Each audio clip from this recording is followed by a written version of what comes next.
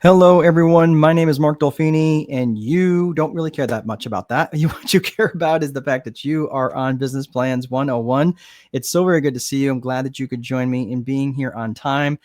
If you are joining me from any other place than where I'm at right now, which is all of you, please go ahead and type your where you're from and what kind of business that you're in, or maybe an idea for a business that you have. I would love to know where you're watching from, where you're joining me from, and also, again, if you have a business that you're currently in, that's great. If it's a startup, let us know. But I would love to know what your business ideas are, so I can maybe try to make this a little bit more customized to you. So, and this is, if this is your first time joining me, let me know. Let me know if this is your first time. If you have if you've seen me on other seminars, webinars before, please let me know. I'd love to know that as well. So let's quick say hello to everybody that's here. Hello, Tarek from Whitehorse, Yukon. Very good. Indoor golf. Very good. Sandy Garcia. Good afternoon, everyone. Hello. I'm glad that you can join us. Let us know where you guys are from and what business idea that you got. Concrete Company here for the first time. Very good, Sandy. Very, very good. Let us know where you're joining from, Sandy. Love to know that. All right. So we have got a ton of information to get going here today, a lot to accomplish in a very short period of time. I want to make sure that we're getting close to being done at the top of the hour. I had to bump this out a little bit because there was so much information. Originally, this was an hour, but I put it to an hour and 15 minutes. So if you have to leave at the top of the hour, I totally get that. You will be getting a replay. So we will be sending out a replay. Just keep an eye on your email, which will be coming from markdolfini.com. And you'll get a link to the replay. I just want to make sure that you know that. So if you do have to hop out, totally understand. Just know that if you leave early, we're probably going to talk about you. So I'm just letting you know. We do gossip. No, I'm just kidding. Yeah, I get it. If you have to leave, I totally get it. Everybody's got different experiences and different things going on right now. Let's see. Abshir, this is my first time on this session from Ethiopia. Addis Ababa, or oh my gosh, I can't hardly read that. I apologize. Ababa. Addis Ababa. Okay, sorry about that. The font is so tiny, it's hard to read. From Humboldt Park in Chicago. I'm in Lafayette. This is where I'm broadcasting from. So just about 2 hours south of you, just neighbors to the south. First time from Dallas, Texas. Wanted to open a laundromat. Excellent. Ra, you are from the Netherlands. Looking forward to open an e-commerce shop. Excellent. All of these things that you guys are talking about today, you can plug into this business format that I'm going to be showing you. So what I'm going to do, and I want you, I'm going to show you a couple different things that you can utilize right away. And I'm going to give you a copy of a business plan that you can utilize. And there's different purposes for business plans. So we're going to be covering that here in just a little bit. But really, first and foremost, I want you to understand, Azza, you are Azza Ahmed from Austin, Texas, looking to open a cleaning business. Very good. So here's a couple things that I just want to be talking about. First and foremost is we're going to be talking about business plans. And for those of you who have ideas for business or whatever it is, I just want to make sure that you know, like, we're going to be talking about this from a strategic perspective. Okay, so it's a top-down perspective. So we're going to be getting to all of that stuff here in just a hot minute. And I just want to make sure that we're going to cover a couple of ground rules. First of all, please don't multitask. I know you're on your computers, you're on your phones. Many of you are watching it from your phone. Please do your very best not to multitask. I know there's a lot of things going on, especially when you've got a lot of different technology, a lot of different distractions in front of you. Do your best to train your brain. When you're multitasking, you're not nearly as efficient or effective as when you're focused.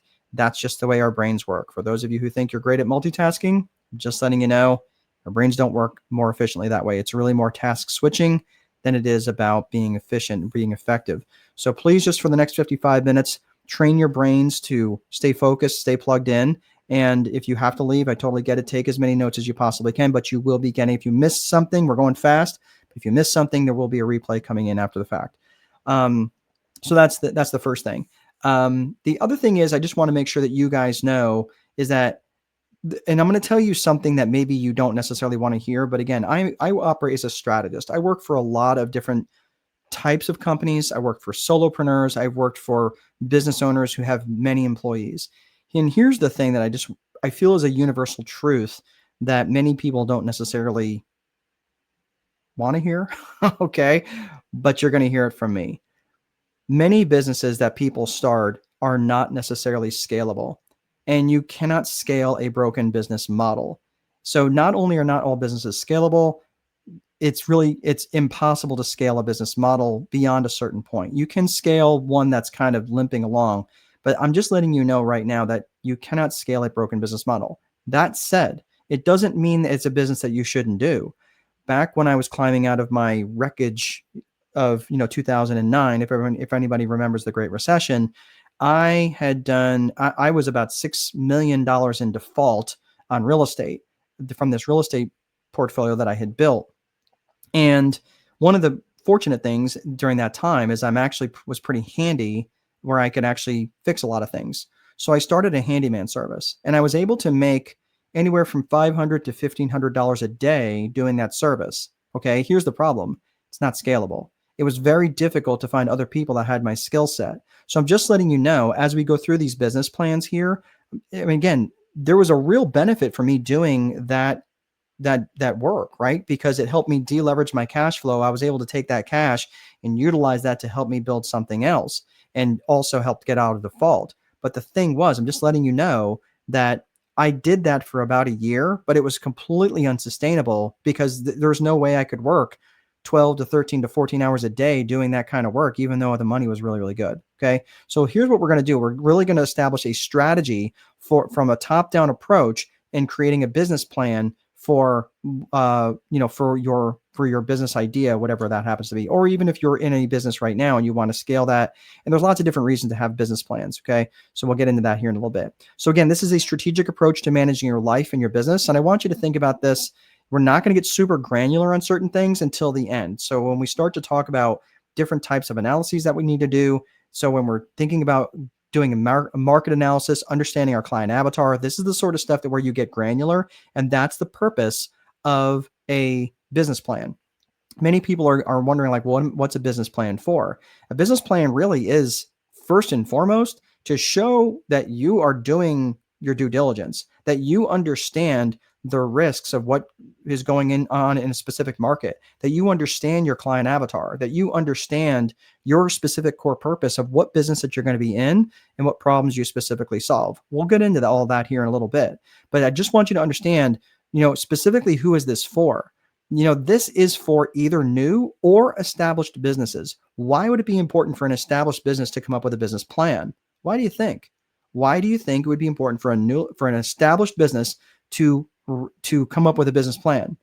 It would be really important for you to come up with a business plan if you have let's say that you want to launch a new product or service. Let's say that you want to vertically integrate into an existing market, right? Let's say that you do home building, and then you want to start maybe a lumber company, right? So you're vertically integrating into that market.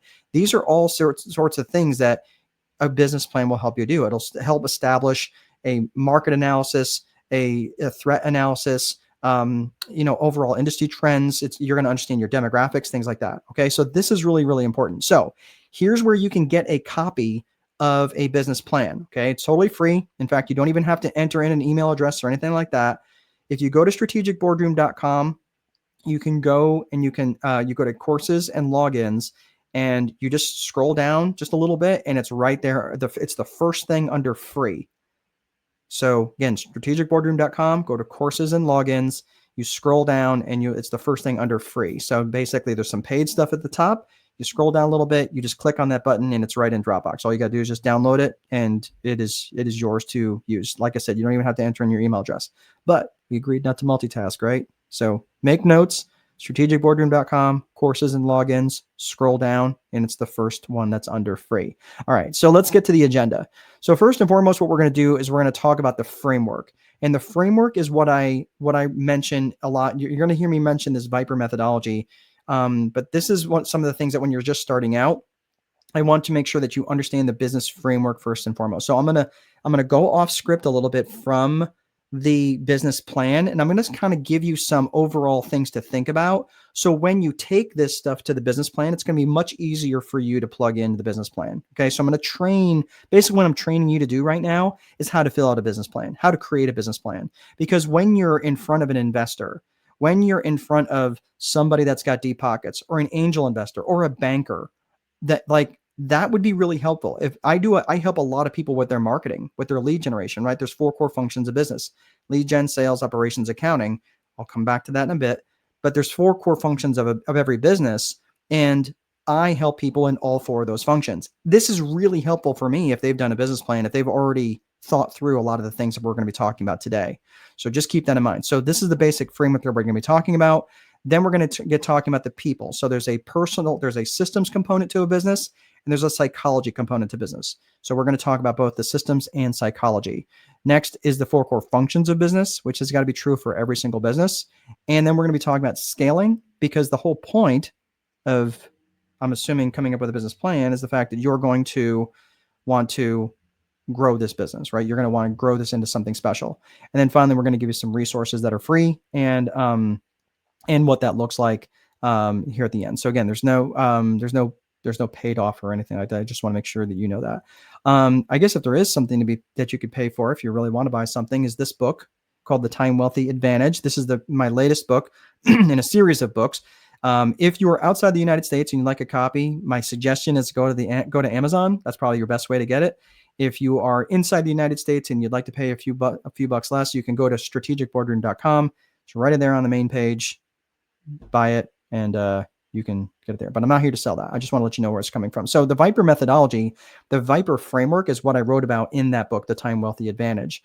So the Viper framework is an acronym for vision, infrastructure, process, execution, and reporting. So remember, what I'm training you to do right now, I want you to think about all these different elements, because these different elements are what you're going to plug into different spots in the business plan. So it's really going to help you get an understanding of what direction you're going to head in. And this methodology is a strategic framework. It's a strategic framework. So let's think, well, what's the opposite of strategic framework? That would be a tactical framework. A tactical framework is like the individual tactics. I'm a strategist. What I do is as a strategist, I'm kind of like a battlefield general. And I step back and I look and I'm thinking, okay, so what do? I want to bring all my tacticians together, working in concert to wage war on the enemy, basically. Or if I'm the CEO of a company, I want all the tacticians. I want the people who are great at marketing to collaborate with the people in sales, who are going to collaborate with the people in production, who are going to collaborate with the people in accounting, and everyone works together, rowing in the same direction. That's the difference between strategy and tactics. All right. So, Andrew Brown, Jacksonville, Florida, first time here. Very good. I'm glad you can join us, Andrew. And Anthony, you have a construction company in Nigeria. Excellent. Glad to have you here today. So let's talk about vision. Okay, vision is specifically where you want to go, and there's two basic components. There's a personal vision and there's a business vision. Give me about 3 minutes of grace, because I know what we're going to be talking about for the next 3 minutes is about personal stuff, has nothing to do with business, and that's on purpose. And I know some people tend to drop off during this section. Just hang in there for just a second, because I want to make sure that you understand why I'm talking about personal vision right now. So personal vision specifically, first and foremost, is where you want to go, like where you want to go as a human being. It has nothing to do with income generation. The reason for that is because the business should exist to serve you, not the other way around. Because if you never come up with a personal vision, you're going to end up creating a business vision that's going to end up taking place of your personal vision. That's how you end up creating a life that where you live for this business. And while that might sound great at some point, especially in the early days, like, oh, I live for my business, I'm just letting you know that sucks, right? Especially when you're in a job you can't even fire yourself from, because you can never not answer your phone, and you can never take a day off and not feel guilty about it because you work for a tyrant, right? And I've worked for that tyrant. That tyrant is me, right? When I was working for myself, and I still work for myself, I still own and operate several businesses. So I just wanted you to understand, like, where is it you want to go? Is, again, where would you go if your life wasn't defined by income generation? Business vision is great. How are we going to get there? How are we going to reverse engineer this business to deliver our personal vision? All right. So I just want you to think about that. And the thing is that many times when I'm talking to business owners and they give me an answer and they say, hey, like, hey, I'm like, what's your vision? Where are you trying to accomplish? And they give me a business answer. I get it. But here's the danger in that. The danger in creating a business vision without ever giving any consideration to a personal vision is that you end up creating a life that exists to serve the business. And again, I'm just telling you, that's an empty well that never gets filled up. So create that personal vision. And I know a lot of people are like, yeah, let me make 50 grand a month, or let me make 100 grand a month, and then I'll worry about that personal vision thing. I'm just telling you, I've been in masterminds with many people who've made much more money than that, and their life was so completely unfulfilled because they confused achievement for fulfillment. So I just don't want you falling into that trap. So please give a few minutes to considering your personal vision. This is one way that I'd like to consider that for you, is come up with a 100th birthday speech. You're turning 100 years old. Who would you want to be in the room? What would you say to the people in the room? What would you want others to say to you after you're done speaking? And finally, what would be the message that you would want people to carry outside the room when you were done? All right. So we're going to put the fries in the bag on personal vision, but I don't want you skipping over this. I want you to really take the time. If a 100th birthday speech is too far out in the distance, because you're like, dude, I'm 28, right? Like that's so far removed from my ideology.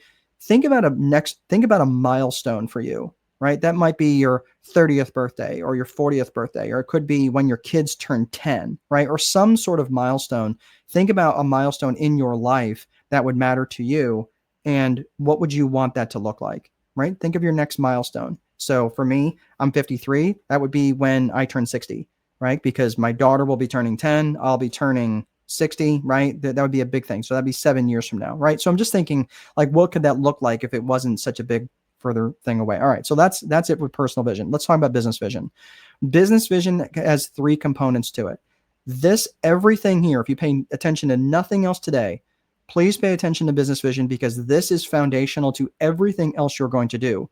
If you skip over this part, everything else is just more difficult. So please, if nothing else, you pay attention to these 3 C's of business vision. This is about as boiled down as you're going to get it, but you have to do the work. So the 3 C's of business vision are core purpose, core values, and client avatar. Let's talk about each one of these things. Core purpose. Core purpose is specifically what business that you're in and what problems do you solve specifically. Specifically, what business are you in, and specifically what problems do you solve? I'm gonna pick on Anthony for a quick second. Anthony said that he has a construction company in Nigeria, which is fine. That's a good answer given the context of a chat. But I would say, okay, do you construct single family homes, or do you construct hospitals? Do you construct bridges and roads, or do you construct backyard sheds? Either one of those, any one of those answers could be fine. And I'm saying, like, probably the more fragmented he is, like, no, I don't know anything about building bridges. Okay, because I hear construction, I have no idea what you build, right? He may build dams for lakes, for all I know. I have no idea. But the point is, it's really important that you know what business that you're specifically in and what problems you specifically solve. Because the more specific and more niche down that you get, it's much easier to reach your client avatar. We'll talk about client avatar here in a second. But what I'm saying is, it's really important that you know your core purpose, because if you're not really clear in your core purpose, if you're not clear, it doesn't magically get more clear as you speak it and it wanders its way through the ether. All right. So it doesn't get more clear as it hits people's ears and like, oh no, I get what he's doing. Really? Because it, like, when they describe it back to you, you're like, yeah, that's not at all what I do. All right. So it's really important that you get really clear in your core purpose and you have this stuff written down. Let's talk about your core values. Core values is simply what matters to you about this business and how would the world be worse off if you are no longer in business. Now, let me just say this. I get that this is super squishy and you're like, oh, like, really, do we really need to take the time to define your core values? You absolutely do. And the reason for this is because your core values are what define your company culture. And your company culture and your company brand are inextricably linked. This is really, really important, especially if you're looking to grow something fairly large. Like, look at a company, again, think of a company in your area that has a very strong company brand. Like, people know them, they like them, right? Like Qantas Airlines. A lot of people know Qantas. They fly internationally. Everyone knows Qantas. They know they're well known for quality. They're well known for luxury. They're well known for their quality of their flight crews and the way that they treat people, right? KLM. You're thinking of Virgin Atlantic. You might like, these are companies with very strong brands. Think of, in the United States, companies like Chick-fil-A, companies like Starbucks, right? These are companies that have very strong brands because they're well defined in their core values. Southwest Airlines here is a domestic carrier for airlines. These are companies that have a very strong brand, and they started because they have a very strong set of core values. This is important. Don't gloss over this, because the other thing is that if you're going to grow and if you're going to scale, you're going to need other people to do that. And you want to attract people with similar core values. And your company core values, where do you think they come from? Do you think they just magically just appear? No, they come from you. You're the founder. They're coming from you. So it's really important that you define the company core values, because chances are you're going to share those core values. You're not going to want to work for a company that you created that's not in alignment with your core values. That doesn't make any sense, right? So this is why I'm saying take the time to actually define what a set of core values would look like, and really be clear about what that looks like. All right.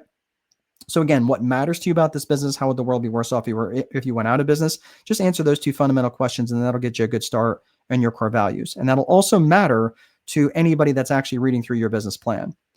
The last piece of this, so we talked about core purpose, we talked about core values. Now let's talk about the client avatar. This is critical. This is market segmentation. This is like your target audience. This is, so to use marketing speak. So for those of you who've, thought back to your marketing classes, this is the stuff that you really, when you're thinking about target audience or target market, this is it, is your client avatar. So you want to think who specifically and ideally do you want to serve. This is really important that you define these individuals down as narrow and as close as you possibly can. Because if you're not clear about this, your marketing and all of your efforts to attract people to your business are going to be fragmented, and they're going to be wonky, and they're going to be ineffective. I'm just telling you this, not I have done this wrong, way more than I've done this right. But when I started getting it right, is because I knew who I was trying to attract.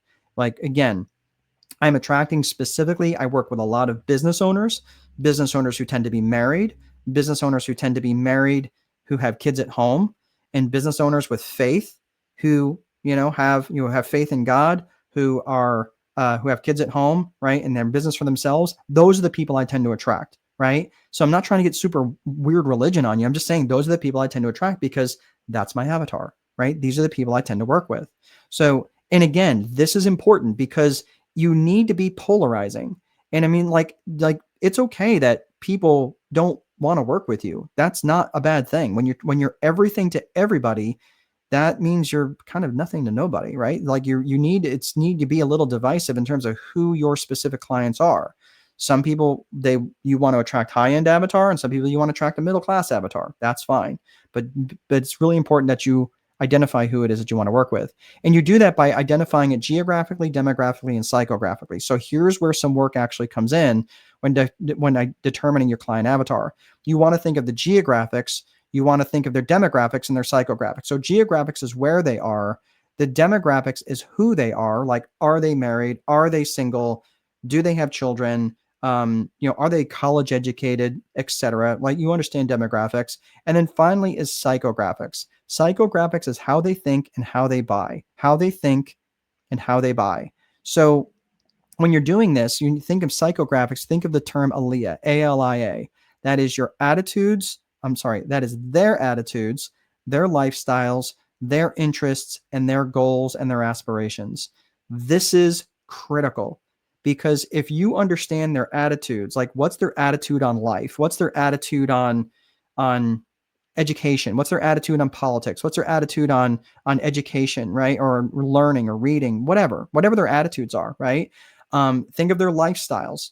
Like are they a younger generational lifestyle, the jet setting lifestyle, or are they more like homebodies, right? Think of the lifestyles that they live, right? Do they go on vacation a lot, or do they kind of tend to stay home a lot, right? What are their interests? Do they are they reading? Do they like reading? Do they like cooking? Do they like cats? Do they like dogs, etc., right? These are the things that they are interested in. And finally, what are their goals and aspirations? What are they aspiring to? What do they want to be? Do they want to be a published author, right? Or do they want to live in a giant home that is enviable, to their neighbors? Again, I don't really care. This is for you to decide, right? And it's important that you understand their goals and aspirations. So for many people who come to me, they come to me because they want generational wealth. They come to me because they want financial independence. They want financial security, and they want to build a business of their own that basically doesn't become a trap for them. And many early business owners, especially entrepreneurs, they go, oh, don't worry about that. And then they get in it and they realize, oh my gosh, I probably should have taken his advice. But I'm just letting you know, like, that's the psychographics that you want to understand. So here's what you need to do. Chances are there's someone in your circle, or probably several someones in your circle, that already represent your avatar, probably in relation to geographic, demographics, and some psychographics. So start thinking from that aspect. Start thinking about what it is about them that makes them your ideal client avatar. What is it about their attitudes? What is it about their, interview them a little bit. Don't sell to them. Don't be like, hey, I'm doing this business, because people are going to get really hip to being sold to, especially if it's on social media. But just use them as source information, and source them for information. Tell me about your goals. Tell me about what it is that you're hoping to do over the next 12 months, 36 months, 5 years, something along those lines. And once you understand your avatar, now you can start to develop products and services and offers that are going to be relevant to what they want, right? This is what you have to start to think about. It's exactly right. It's doing market research. So when you try to sell to everyone, you end up selling to no one. That's exactly right, Michelle. It's exactly right. Andrew Jackson Buffalo. Oh, yes, your first time here. Okay, excellent. So that's the 3 C's of business vision. So you really take the time to dial into core purpose, core values, and client avatar. In the business plan, you don't really utilize this format in terms of the 3 C's, but there's different parts where you will plug this in. And when you're really clear, and I'm just kind of breaking it down into a way where you can take this stuff, this is a little bit more usable, in my opinion, than a business plan. Not suggesting that a business plan is useless. It's not. Planning is always good because it helps get you, it helps the mental gymnastics for when things show up. And you're like, all right, I've actually already given this some thought, and here's what we're going to do, right? That's why Napoleon planned every battle down to the gnats behind. And after the first shot was fired, the plan completely fell apart. But because he had already gone through all these different iterations in his mind, he knew how to respond to the enemy. He knew what to do, right? So again, not saying that planning is useless. It's just that it enables you to already go through the mental calisthenics of what actually might happen. So again, I think there's a lot of benefit in planning. In fact, I spend a lot of time planning, but I also spend a lot of time in execution. All right, so that's the vision piece. Infrastructure is just the bones of the business. This is important that you actually take the time to think about this, even if it doesn't necessarily hit a business plan. Is the infrastructure of the business. The infrastructure is things like your desks, your chairs, your software, your websites, things like that, like your payment processing, websites and things like that. It's all the bones of the business, right? And the reason why this comes after vision is because you might be thinking, well, why does vision come first? Is it just because it spells Viper really cool? No, yeah, I guess so. But the other reason is because, again, the whole purpose of this is that this vision exists to serve your personal vision, right? So again, let's say for argument's sake that Anthony wants to lay on the beach in Spain for 2 months out of the year rubbing cocoa butter on his belly, right? It's a fine vision. Maybe not a great visual, but a fine vision, right? So he wants to lay on the beach rubbing cocoa butter on his belly. And if he creates an infrastructure that requires him to return emails and phone calls in a timely manner, it's going to be a horrible experience for him when he's trying to lay on the beach rubbing cocoa butter on his belly.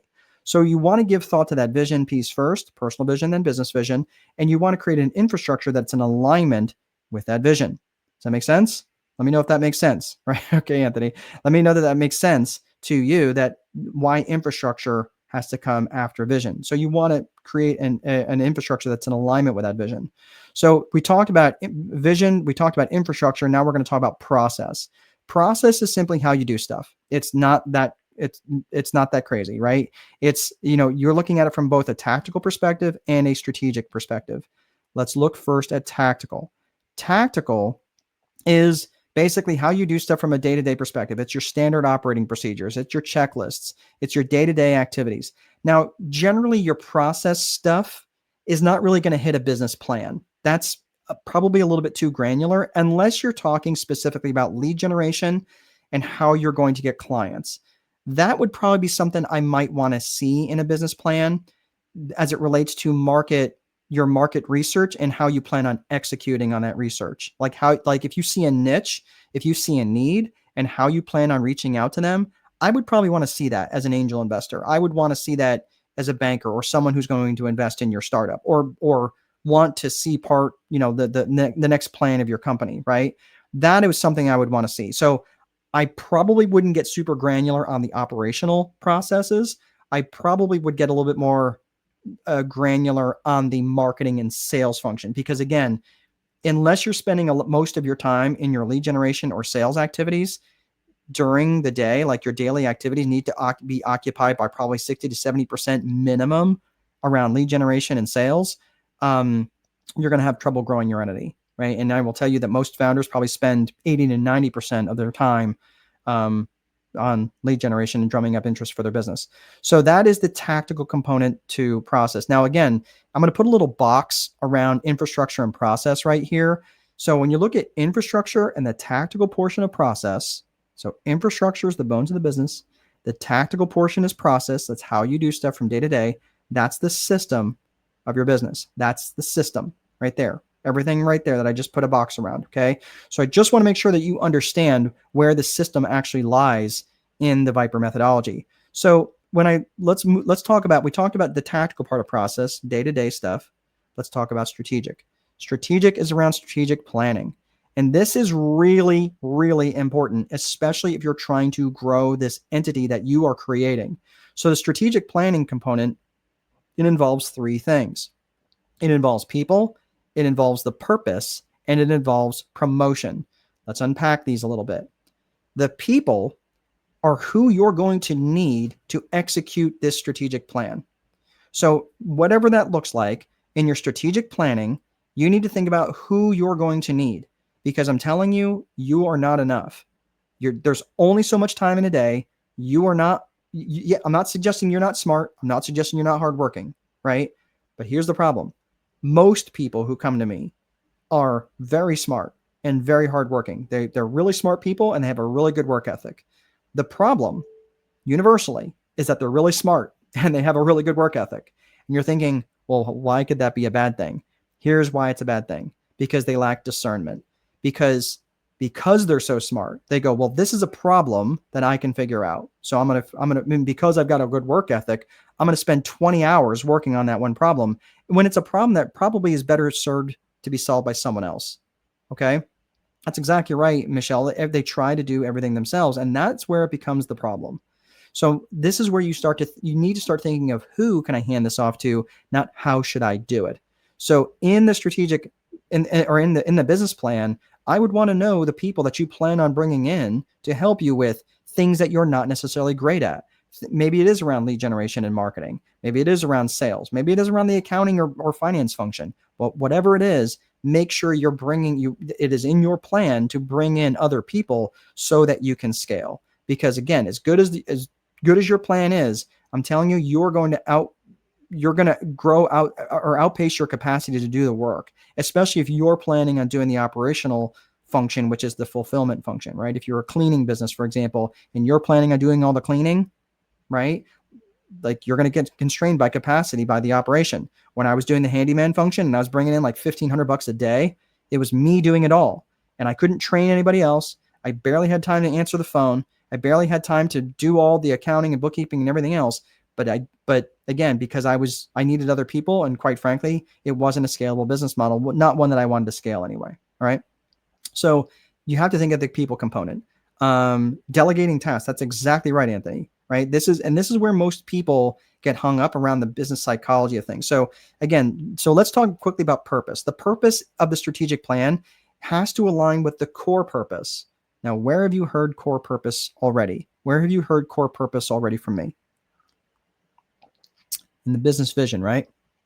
Where we talked about core purpose, core values, and client avatar. So the strategic purpose has to align with the core purpose. So you might think, well, what is strategic purpose? How is that different? Well, let's say again, for argument's sake, if you're already in business and let's say that you want to go after a new market. Let's say you want to launch a new product or service, right? Whatever that is, you want to make sure that, or you're trying to just take market share, or expand your market share, right? Or vertically integrate into a market. These are the sorts of things where you start to think about your strategic purpose. What are you trying to do? And you can do this in phases. This is also something, sorry, there's something in my eyeball. Uh, so this is where you're starting to think about your strategic purpose. And you can say, hey, phase 1, phase 2, phase 3, like this is where you can have phases for your strategic planning. So it's really important that you think about the purpose and that you have the right people to help you affect that purpose. The last piece of this is promotion. Promotion is exactly what you think. It's promoting it outbound. It's letting people know. It's, kissing babies. It's running for mayor, right? Shaking hands, kissing babies, all the things. And on the other side of this is also letting people inside your organization know what's going on. So you're thinking like, okay, well, let's say you do have some vendors. Let's say you do have a staff, right? This is letting them know. It's communicating outbound and communicating inbound and letting people know over and over and over what the strategic planning is, what the strategic plan is. Because just because you told them once doesn't mean anything. I'll give you a quick example. I read, for those of you who have ever read Sam Walton's book, Made in America, he's the founder of Walmart. And he loved the idea of a Walmart greeter. He loved the idea of that. And he had to talk about it multiple times over the course of several years before it finally came to fruition.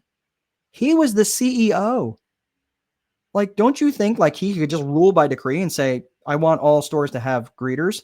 No, he had to keep repeating it and get other people's buy-in until eventually they're like, okay, he's not letting this thing go. Right? That's promotion. Just like Truett Cathy, who's the founder of Chick-fil-A. And when he heard a hotel staff member say back to him, my pleasure, he went back to his people and said, I want our people to say my pleasure. And of course, everybody at the national meeting was like, yeah. And then he goes, and guess what? 8 months later, they're still not saying it. So he had to internally promote it over and over and over. So I'm just saying, like, if you plan on saying things over again, if you're not really sure about, if you never had to repeat yourself often, try having a couple kids and that you'll understand what that's like. Okay. So that's what I'm saying. So people, purpose, and promotion is around the strategic planning when it comes to process, and you will definitely utilize that in a business plan. So we talked about tactical, we talked about strategic in terms of process. This next component really isn't in a business plan, but I would tell you that I would find a spot to work it in. And this is execution, because most plans fall apart in execution. And you might think about it from this perspective, like General George S. Patton, who's an American general, said this, and he was a World War II general, but a good plan violently executed now is far better than a perfect plan executed next week. Most plans do fall apart in their execution. And the reason for that is because people have way too many priorities. And having too many priorities has the same impact as having none. So you want to make sure that your priorities are boiled down to the 5 most important things, and you're going to do those 5 things every day. Now, they may not be the same thing every day, right? But you want when I'm referred to a daily 5, I would say the daily 5 are up to 5 highly specific actions that you can take, which will move the needle towards your vision or your strategic plan. So what am I saying? For me, I like 3. 3 is a much better number for me because I can execute on 3 things every single day. And it's not always the same 3 things. For me, this session here is a lead generation activity. It lets people know what it is that I do. It lets them know that I have some credibility. Some people already jumped off. They're like, this guy doesn't know what he's talking about, and they left. Or, hey, I can't stand his voice, and they left. Some of you stick around, and maybe it's just, you're like, could it get any worse? Right? Or some of you are like, wow, this is really good. Right? So some of you it resonates with, some of you are sticking around for your own reasons. But my point is that this here is a specific thing that I'm doing as part of my daily 5. So what are a lead generation activities that you can do that are really highly specific towards, that are going to be needle movers towards your strategic plan or your business vision? Those are the things that you want to think about in execution. And I would think about that, especially as it relates to marketing activities. Again, we talked about marketing activities before, like these are the things that we're really going to be focusing on. And if I had, 10 or 15 things, like these are going to be the priorities, not worked in any specific order, but as we need them, these are going to be the items of priority, somewhere between 8 to 10. Again, I know I'm saying a daily 5, but if I had 8 to 10 things that I could pick from that I'm going to work every day, right? That would be really, really critical. So I'm saying these are not the things we're going to do every day, but this is the population of specific actions that we're going to draw from, that we're really going to be focusing on these main areas. So the last piece is reporting. This is crucial that you define your reporting. And this is something that you known as KPIs, key performance indicators. And this is where you're looking at basically just a couple things. You're looking at your lead metrics and you're looking at your lag metrics. When I say lead metrics, I'm not necessarily talking about lead generation or leads like potential customers. I'm talking about the metrics that precede the lag metrics. The lead metrics are just based on your actions and activities. The lag metrics are results of those actions and activities. So when you're looking at your lead metrics, you might be thinking, okay, all right, well, like, again, this session here, when I put out the advertising to attract you guys to show up to this, those were lead metrics. I didn't have any control at all in terms of who signed up or who showed up, right?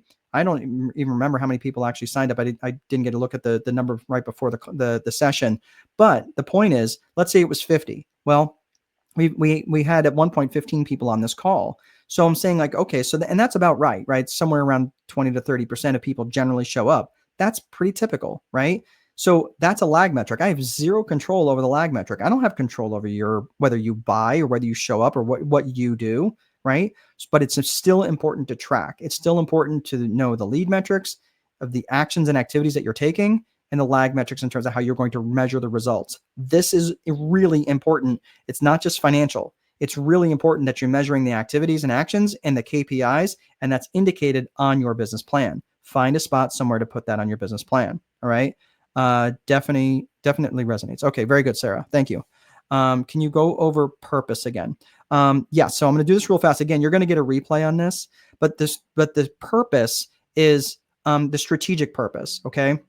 So if you're talking about core purpose in the very beginning, when we talked about that around business vision, there's core purpose, core values, and client avatar. Core purpose is specifically what business that you're in and what problems do you specifically solve. Okay.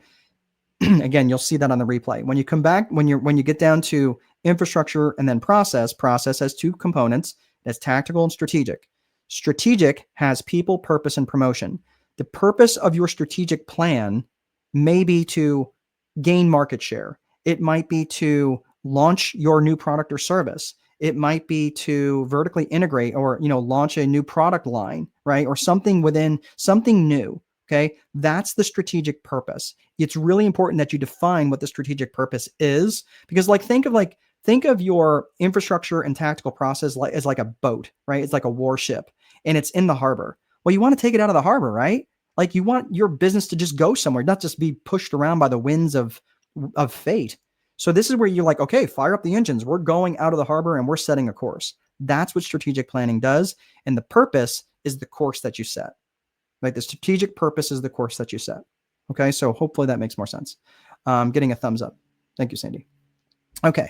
So let's get to, so that is the Viper methodology. That's the Viper framework. That is the systems framework that I mentioned. All right. So let's talk about the psychology here just for a hot second. So the psychology is really important because systems are only going to get you so far. Systems are really important, but they will only get you so far. And the reality is because systems, they're good for stability, they're good for consistency, and they're good for accountability. So again, if I'm wanting to know about the systems that you're planning on creating for your business, I would definitely identify those things as bullet points or somewhere in your business plan. Again, what is the desks, the chairs, the software, the buildings?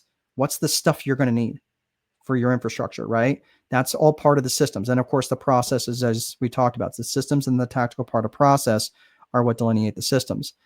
Let's talk about the downside of systems. Well, making subjective decisions is not a plus for most systems, and that's by design, right? They're great at making more objective decisions.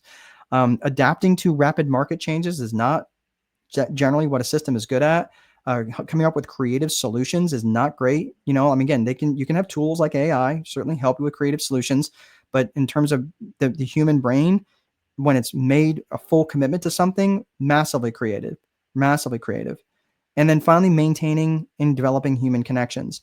I'm calling many of you on here by name. It was funny. There was a guy, this was maybe a week or two ago, said, if this is not pre-recorded, say the word tchotchke. And I was like, what? We were talking about tchotchke, and I was like, because the word spelling of tchotchke is really bizarre. It's like TCH, something like that. It's really bizarre. I'll let you look it up. But the point is, I was like, oh, okay. Well, the point is, I'm talking to you as human beings because I value human connections, right? That's really important. And by the way, so do your customers, and so do your investors, and so do your bankers. They value human connections too. And even the most introverted people still like to be called by their name. So this is the psychology component. So when you're looking at psychology, I break this down between individual and personal psychology and business and organizational psychology. Right now, so my background is in accounting. I have a bachelor's degree in accounting. I'm currently in a PhD program for organizational psychology. I've got like one step in, I've got like 500 steps to go. So don't be super impressed. Okay. I'll eventually get there. But the individual psychology, when you're looking at that, you're talking about things around self-worth, self-management, limiting beliefs, things along those lines, right? Those are all related to personal individual psychology. When you're looking at organizational psychology, there's two components to that. There's external and then there's internal. Let's look at that real fast. And these are the sorts of things, I don't necessarily would address the individual psychology in a business plan, but I would also probably want them to know like that I was at least emotionally stable. Like I've given this some thought, and this is my background a little bit on me, right? Let them know what my background is and that I have some leadership ability. That would be important for me to know because they're investing in the human being, not just the idea. So keep that in mind. But when you're looking at business psychology or organizational psychology, you're looking at both external and internal. When you're looking at external, you're thinking of buying psychology, working and negotiating with vendors. You're also talking realistically around politics. That's the reality, especially in America. That's like a big thing. The more you scale, the more that becomes true. And then you're talking about internal, you're talking about management, and you're talking about leadership. Now, I'm going to focus a hot second on leadership. We're going to talk about buying psychology here in a minute, but this is really important when you think about leadership. There's three components to leadership that I'm getting ready. I'm right now in the process of writing my 9th book called Leader Boss, the Time Wealthy Leader Boss. And it's really about how business owners struggle and with these three basic things. They struggle with trust, they struggle with vision, and they struggle with communication. Trust, vision, communication. Everything falls under those three pillars. And again, if any one of those is missing, think about it. Would you follow someone that you don't trust? I wouldn't, right? And most people won't, right? If you didn't trust me to a certain degree, you'd be like, I'm out of here. I'm not listening to this guy, or I don't trust him, right? He's already told me a lie. Again, if that's what they feel. If I don't have a vision as a leader, right? If we don't share in a vision, if I'm like, why am I here? I'm here for business plans. Why is he talking about leadership? If I haven't shared a vision with you, you're going to bounce. And if I don't have a vision for where we're going, you're like, okay, I'll follow you for a little while, but only out of morbid curiosity. So a leader does have to have vision.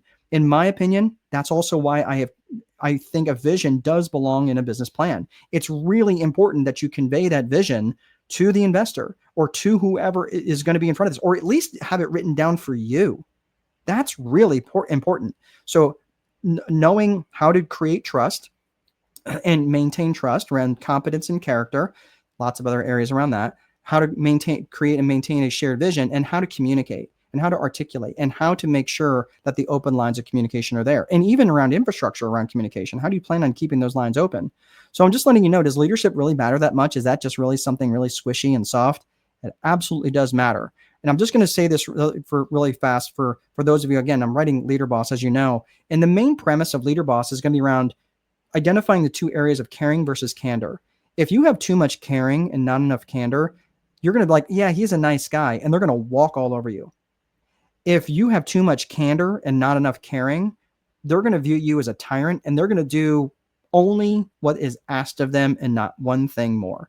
So you have to have an equal balance in my mind between caring and candor, and that is going to make you a much more effective leader. So I'm just saying, as you grow this organization, you're going to need to have some leadership skills and enroll people into this shared vision. Otherwise, you're going to really struggle. And if that's something you struggle with, then start putting tools in your toolbox for around leadership. So again, the Jim Collins, who wrote many different business books, he wrote Good to Great, Great by Choice, Built to Last, a bunch of others.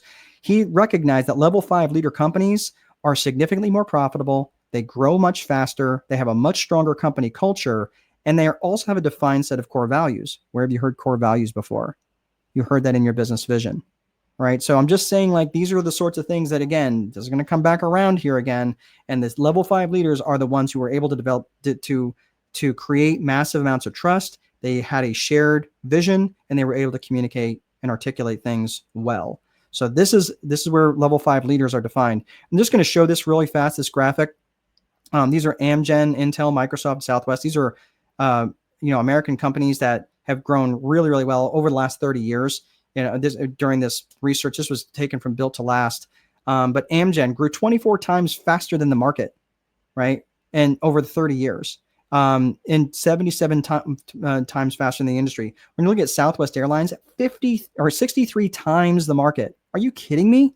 63 times, right? So your return would have been 63 times better than if you had invested in the stock market, and 550 times better than the industry average, or the industry in the airline industry.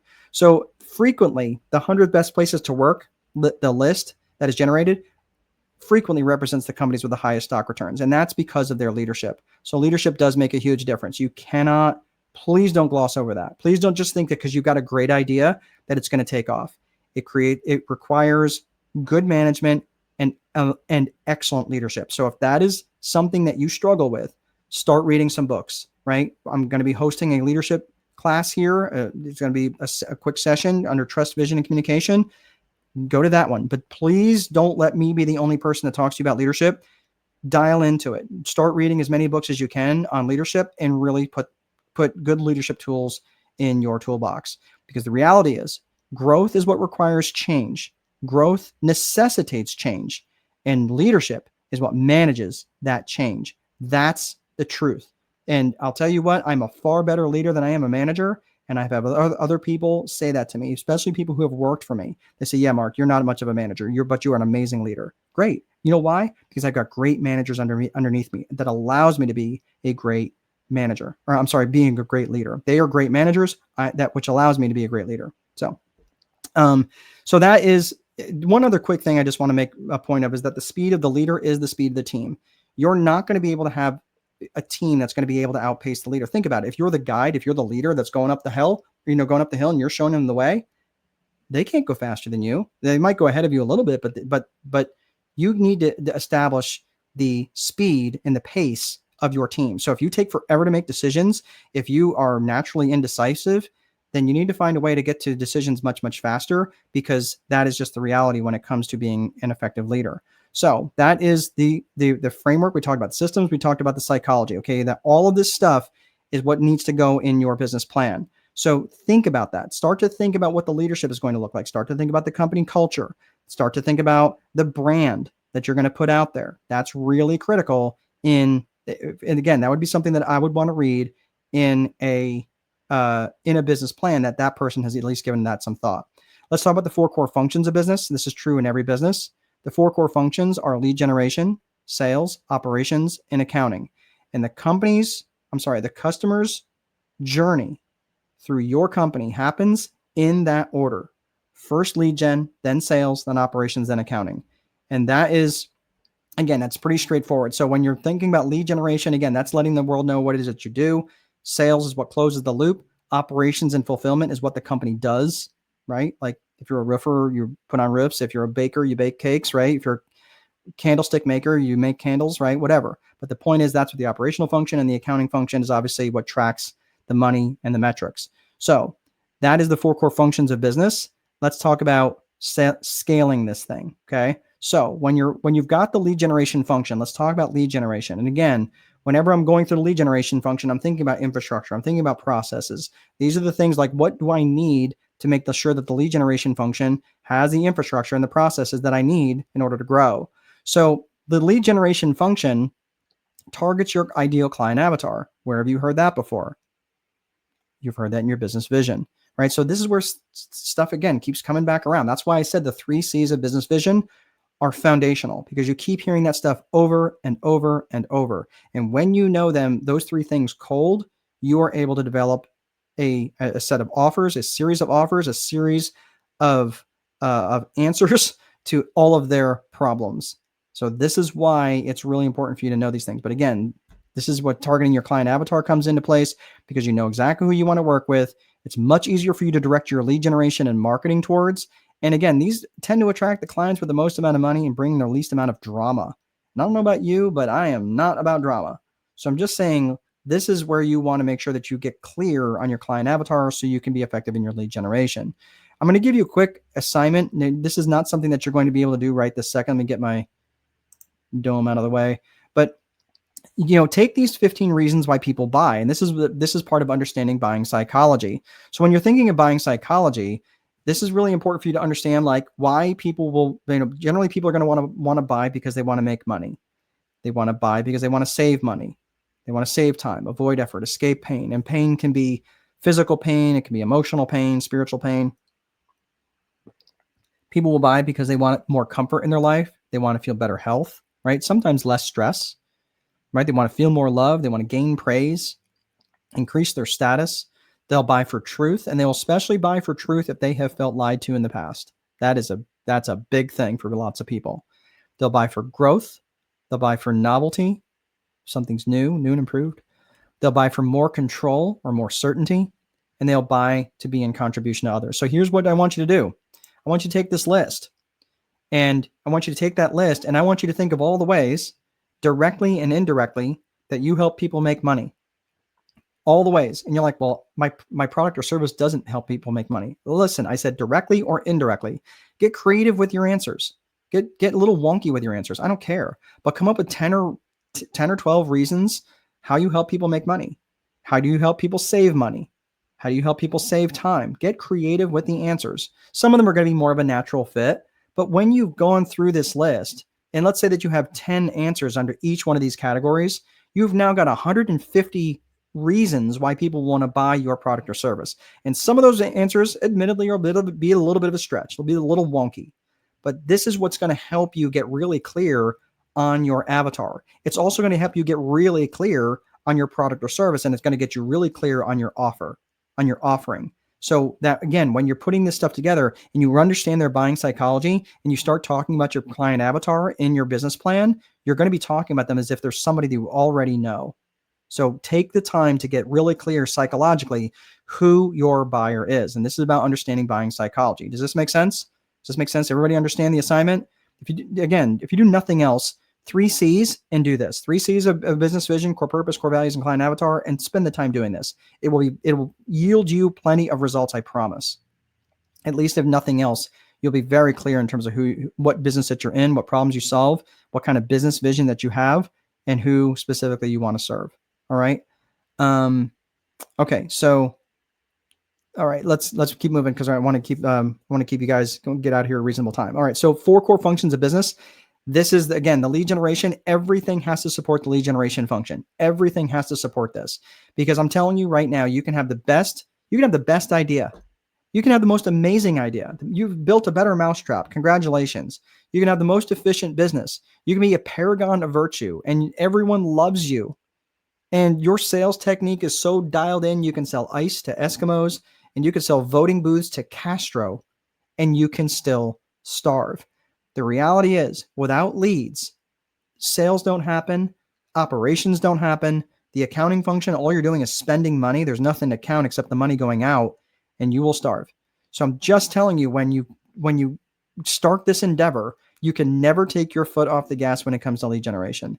And for some of you, that might be pitching this idea to investors. For some of you, that might be in the operational function of the actual business, right? But I'm saying find someone else that you can, hand stuff off to, but make sure your lead generation never, ever stops. When it comes to lead generation activities, especially for a growing company, 60 to 70% of your daily activities need to be around lead generation. That means if you're working a 10-hour day, that's 6 or 7 hours out of the day need to be devoted to lead generation activities. Okay. So I just want to make sure that we're really clear about what kind of thing you're signing up for. Okay. I got a call and it kicked me out. Okay, Jamie, we talked about you for a little bit, but it's okay. I'm just kidding. It's okay. I don't actually know who's actually leaving, but you will be getting a replay at the end of this. We'll be sending that via email. So just keep an eye in your spam, because it does not like markdolfini.com. Most email inboxes don't like my face, I guess. All right. So that's the lead generation activities. So the sales function just continues the conversation, that's started by the lead generation function. So, and again, it also understands that effective selling is about finding solutions. So yes, I want you to start thinking about how you're going to sell your idea, how you're going to sell your product or service, right? How you're going to sell your investment idea. That's not a bad thing, right? But you have to consider the sales conversation. I do a session. One is actually selling one-to-one. So if that's something you'd be interested in, I think I'm hosting that maybe Tuesday of next week. And then I just did one this past week on selling one-to-many, which is basically selling from stage. So whatever works best for you, depending on your product or service, just understand that effective selling is about finding solutions. It's not about holding people's heads underwater until they say yes. So I just want to make sure you understand. Now, in the operational function, if you're going to get stuck, this is generally where you're going to get stuck. You're going to get stuck in the operation as a baker, as a roofer, as a candlestick maker, whatever it is. This is generally where people get stuck. If you're going to ignore something, it's almost always the accounting function, right? It generally goes something like this. Well, I got more money in my bank account this month than last month. I must be doing okay. Now, I just want you to stop and think about this for just a hot second. Are all of these 4 functions the same skill set? I'm going to save you some time. No, they're not the same skill set. And this is why entrepreneurs, especially solopreneurs, struggle, because they're trying to do all 4. So I want you to start thinking about this in your business plan. At what milestones can you start to hire people off to hand things off to, hand assignments off to other people? Generally, most people, I will tell you this, that the strength of the founder is almost always what becomes the weakness of the business, because it's the last thing that gets handed off. So I'm just saying, I want you to think about that, is that if your skill set is in banking or is in bookkeeping or accounting, generally most founders hold on to bookkeeping and accounting way too long. I know I did. That's my degree. That's what I held on to way too long. I'm just letting you know that became a struggle for me in my business. So I want you to think about that with the 4 core functions of business. Again, think about where you can start to hand these things off. And all of these things are handed off to people who match what? They match your core values. They match your company core values. They match the things that you have defined from the very beginning. So I just want you to think again, like I said earlier, core values is what helps define company culture and company brand are inextricably linked. You cannot separate the two. So again, core values is what creates unity, and that vision thrives in an environment of unity. So when you have a shared vision and you have this unified culture in your organization, you can go anywhere. These are people who will literally die on a hill for you. So I want you to think, please take the time to go through those 3 C's of business vision. So now let's talk about, again, we talked about the last component here is the actual business plan. So I'm just going to go through these as these are high level bullet points. And again, I'm going to show you, again, I mentioned it earlier on, to download the business plan that you want. I'll mention it here just in a hot second, but I'll just go ahead and mention it now. Go to strategicboardroom.com, go to courses and logins, and then scroll down until you see business plan. It's the first one under free. And there's the free section. There's the paid section above. You don't even have to enter your email address. You just click on it and just download it. So just saying, this is where you get the business plan that I've been talking about. So in terms of these are how I have it segmented. There's industry, there's product or service, right? So the industry is, again, what kind of business are you in, and what industry are you in? Specifically, where are you going to be in? Where are you going to be competing at? And ideally, maybe you're creating your own industry. That's great. Whatever it is, whatever you're planning on doing, maybe you're creating a whole new subcategory within an industry. That's totally fine. Your product or service, your target market, your demographics and market size. These are all things that are going to be in, and how to delineate these things. I've got it pretty well boiled down. It's not super complex, but the business plan shows you different things that you can do and how to determine these different things. Your competition, that's really important. Who else is in the space, just to see what they're doing, just to see what kind of products or services they're offering. And maybe so you can not compete with them, but you can differentiate, because the main thing that you want to do is differentiate. You do not want to have a Me Too product and try to cut them on price, because when you try to compete on price, all you're doing is racing to the bottom, because people are doing a little bit more for a little bit less, a little bit more for a little bit less. Before you know it, no one in the industry is making any money. So I just want to make sure that you understand the nature of competition and make sure how you can differentiate yourself. When you're looking at the final components here, marketing strategy, that's kind of what I talked about in the strategic planning, right? People, purpose, and promotion. That's really important to uncover those things. Critical risks. Wow, critical risks, and a SWOT analysis. This is your strengths, your weaknesses, your opportunities, your threats. There's a financial component in there in terms of creating a set of financials around what's called a pro forma. All a pro forma is a set of financial statements but for the future, right? You're just projecting. So for those of you who don't understand financial statements, I have a whole financial literacy workshop. I think that's actually tonight. I think it's tonight, right, Michelle? So the financial literacy for business owners is tonight. If you're not registered for that, it's tonight at 7:00 Eastern. And there's still time to register for that if you'd like that. But if you're not a financially literate person, we can talk about that tonight, and I'll show you what all that looks like. So, and then finally, the metrics and the milestones. Yes, that one is tonight at 7 Eastern. Thank you. So if you're interested in financial literacy for business owners, that one is tonight. The last one is milestones and metrics. That's the R of the Viper methodology. Remember, we talked about lead metrics and lag metrics. These are the metrics and milestones that I would want you guys to report on. All right. So again, if you go to, I actually have this brought out. So I'm actually going to lower myself. I forgot that I put this on here. This is actually somewhat helpful because I was trying to do this before with just by going on the screen. But if you go to strategicboardroom.com, if you go to this, you're more than welcome. Yes, all good, Aza. So if you go to strategicboardroom.com, the website looks like this. If you go up to the top right, you see that where that circle is, the courses and logins. If you click on that, then you'll go down to free courses and downloads. And right here is the free 9-step business plan template. I forgot that I put this slide in here. So that way it'll let you know like specifically where to go. You just download it and you are in. If you would like to join us on Facebook, this is our tribe here. And Michelle will go ahead and put that in the box. Again, just don't be a jerk. If you're a jerk, no offense, we just don't like jerks. So if you're a jerk, don't come. But we have really amazing people in that tribe. So you can join us on Facebook. There is no charge or anything like that. I don't know that you could charge for a group, but anyway. So that's where we're in there. And then you can learn about different stuff that I have. I don't blow you up with different posts and stuff, but if you are interested, you're more than welcome to join us there. That is all I have, everybody. Thank you so much for sticking around. Hopefully you did find this helpful.